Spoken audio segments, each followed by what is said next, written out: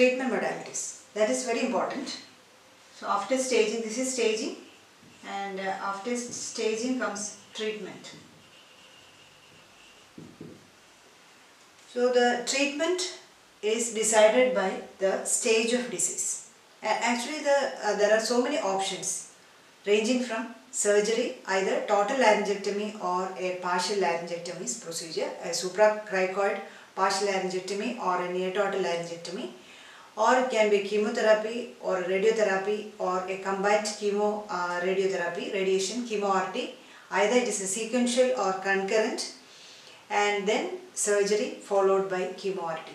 So this has to be decided after a multidisciplinary discussions, a team effort by the concerned treating physician along with the pathologist, the radiologist, and the allied healthcare professional who is very much aware of the patient's expectations, then the comorbidities of the patient, the psychosocial background of the patient, patient's function, the current quality of life, preferences, etc. So whatever the modality, our treatment, aim of treatment primarily is maximum cure rate, and secondary the preservation of voice. So maximum cure rate and preservation of voice. And if the cure rate between different treatment modalities differs significantly, the one which gives maximum cure rate should be taken as a primary treatment modality, even if it involves removal of larynx with the subsequent loss of voice. The opted treatment policies differ with the staging. For early laryngeal cancers, probably the stage 0 and stage 1, nowadays the preferred one is excision with carbon dioxide laser, and earlier it was partial laryngectomy bar radiotherapy. Both were having the same cure rate, but now we always prefer endoscopic carbon dioxide laser excision.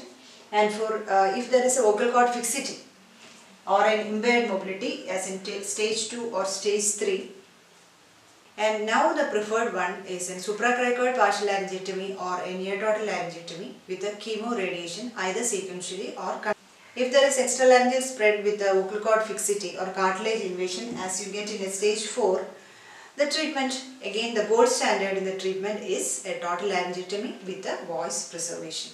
The general considerations, I will explain some of the important factors which influence the treatment decision. One such factor is the T staging, that is this is the surface extent and also the depth of infiltration of the primary tumor. That is, if the mobility of the vocal cord is normal and there is no involvement of the pre or paraglottic space, then the choice of treatment is radiotherapy.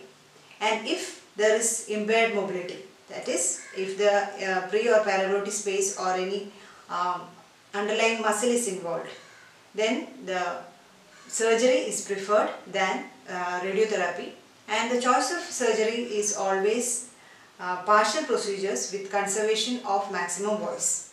And if there is cord fixity, then again it is either a chemo radiation or a surgery followed by chemo radiation. In that cases we go for more extensive surgeries with conservation of voice followed by radiotherapy. And in T4, that is for cord fixity with involvement of extralaryngeal tissues or cartilage invasion, then obviously the combined modality, that is the total laryngectomy followed by chemotherapy is the treatment of choice. That is regarding the T staging. And the second one, what is that? Site of primary within a region. What is that? For example, I will tell you, in a region of glottic malignancy, anterior commissure is a region. So if the tumor is involved in the anterior commissure, even if it is T1, the choice go for surgery rather than radiotherapy, because in that location of the anterior commissure, if vocal cords, and here comes the anterior, there is chance that these isodense curves of the radiotherapy will not deliver sufficient doses to these anterior commissure area. I already explained along with the spread of CA larynx that there is high chance of spread of lesions from anterior commissure to the thyroid cartilage, as that area is lacking inner perichondrium. So clinically it will be a T1 lesion, but in reality, as it is extending into the cartilage, it will be T3 or T4. So there is chance you understage the disease and the radiotherapy will not do good. So in lesions of anterior commissure, we always prefer surgery than radiotherapy.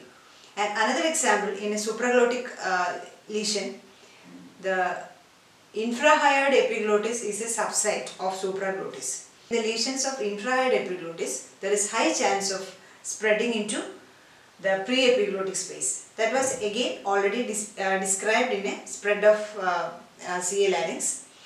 So the pre-epiglottic space lesions poorly respond to radiotherapy. So again, even if it is a T1 lesion, even if we think that it is a T1 lesion, the response to radiotherapy will be very low, as there is spread into the pre-epiglottic space. So the lesions of infrahyoid epiglottis, we always prefer a surgery rather than a radiotherapy. So that is the importance of cytoprimary within a region. Next is status of cervical node, that is end staging. Okay, that is the large cervical lymph node, that is N2A or N3, respond poorly to radiotherapy. So even if the T staging, the primary tumor is very small, primary tumor is in the stage of T0 or T1, and if the neck node is in late stages N2A or N3, the decision is always towards surgery rather than radiotherapy. But if the end staging is very small, N0 or N1, we can go along with the T stage decision for a T staging. That is the status of cervical neck node. And the fourth one, next is preferences expressed by the patient.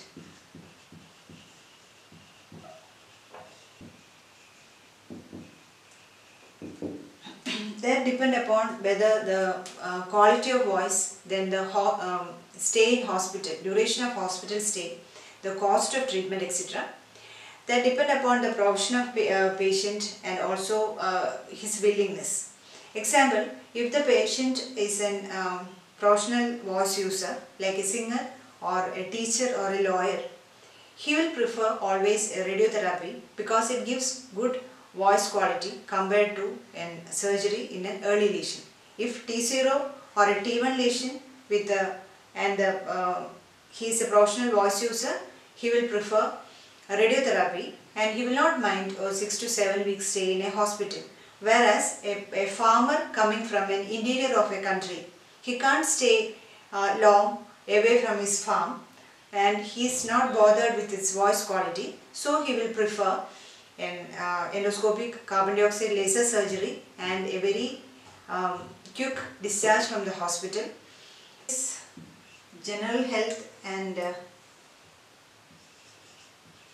pulmonary reserve of the patient.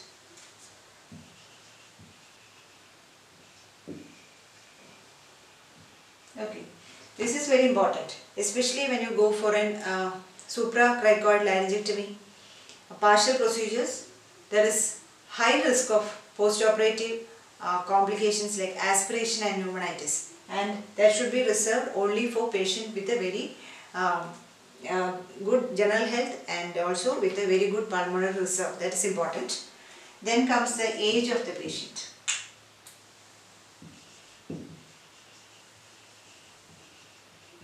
Age of patient is important.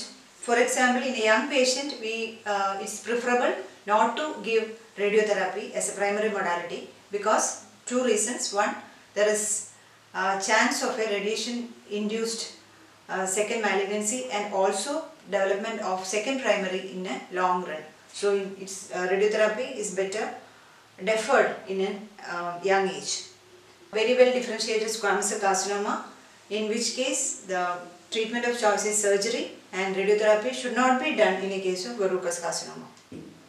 that is a residual or a recurrent lesion. And in this case, a residual or recurrent lesion after a prior radiation, the only treatment option is surgery, that is a total laryngectomy. If you want to do a voice conservation procedure, there are 3 criteria has to be met. One, the tissue was amenable to a voice conservation surgery procedure before radiation. That is number 1. Number 2, the disease has not been progressed. It is same in the staging prior to radiotherapy. And 3, the tissues are supple and there is no post-irradiation edema.